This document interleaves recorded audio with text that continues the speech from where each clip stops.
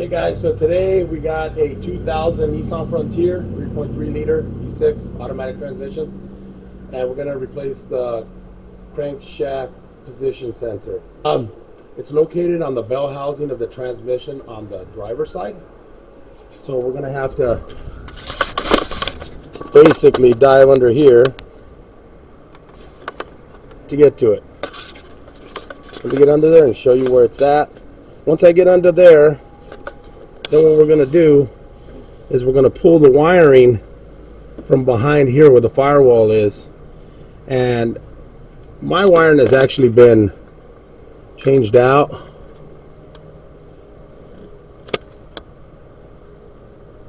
I had to rig some little connectors to it because the mine had broken. Let me show you. Okay guys, so this is the crankshaft position sensor that you need to take out. So basically it sits in there kind of like that. Goes inside the transmission, and then there's a 10mm bolt that goes in there. It's basically a plug that you'll take off, and like I said, basically what you want to do is when you take it out from in here, you want to push it up so that you can unplug it from the top, because it's very hard to unplug it from under here. So this is the new one. The old one somehow went out. Check engine light's coming on saying that this is bad. So I'm going to go ahead and I'm just going to go from the top real quick and just plug it in, because I have two little tiny spade connectors that I had to replace the plug with. They look kind of like this. They're actually speaker connectors, but I wrapped them in heat shrink tubing, and then I cut them, and so then now those basically fit kind of like that. And I put heat shrink tubing so that they don't accidentally touch. So that's basically what's up there. I'm going to go ahead and plug it in real quick, and then I'll come right back down here, and then I'm going to put that in and then just put the bolt in there. It's pretty simple. It's kind of just a little tight in there. Put it down. Now this is kind of a touch feel. There's a hole right here. I'll try to get that in there. The bolt goes to the bottom. See in there. And then basically just put the bolt in there. Now you have to turn the sensor a certain way, or else the bolt won't even go in.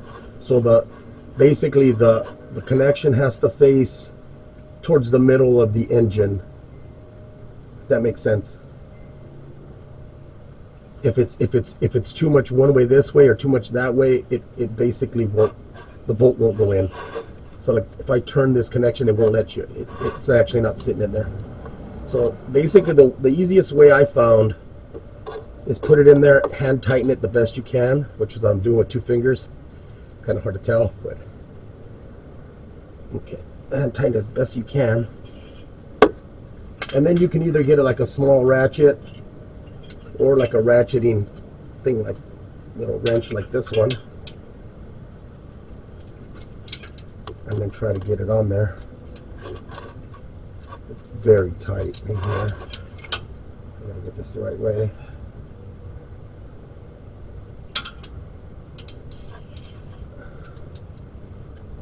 And it's not much that you're gonna have to tighten it, so it's just a couple of little turns.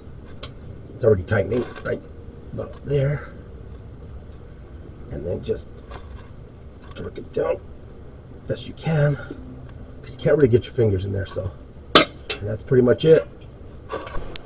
Okay guys, so basically that's the gist of it. It's fairly simple. I did a video like this years ago, and it was way crappier than this one, even though this one wasn't my best work.